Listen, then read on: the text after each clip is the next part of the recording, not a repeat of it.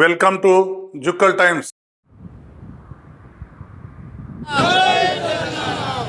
Central road పనులు వెంటనే ప్రారంభించాలి. సెంట్రల్ రోడ్ పనులు వెంటనే ప్రారంభించాలి.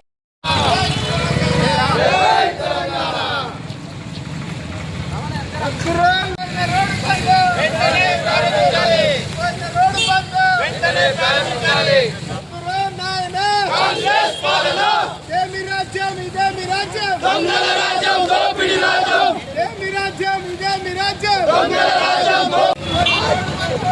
వెంటనే ప్రారంభించాలి, వెంటనే ప్రారంభించాలి. దొంగల రాజ్యం, దోపిడీ రాజ్యం, దొంగల రాజ్యం, దోపిడీ రాజ్యం. వాహనాలు గుంతల్లో, ప్రాణాలు గాలిలో, వాహనాలు గుంతల్లో, ప్రాణాలు గాలిలో.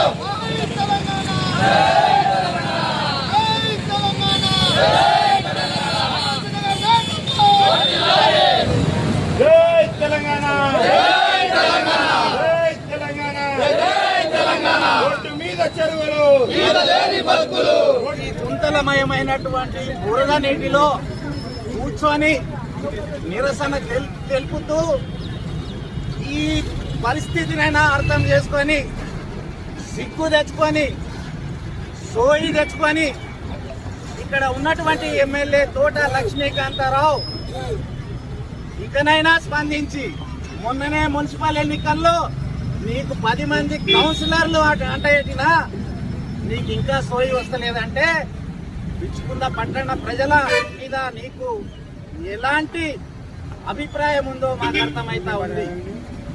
ఈ బిచ్చుకుంద పట్టణంలో జుక్కల్ నియోజకవర్గానికి గుండెకాయ లాంటి బిచ్చుకుంద పట్టణానికి ఇప్పుడు వ్యాపారాలు లేకుండా అందరూ బిక్కుమనే పరిస్థితి. ఇక్కడ ఉన్నటువంటి వ్యాపారస్తులు అన్ని విధాలుగా నష్టపోతా ఉన్నారు.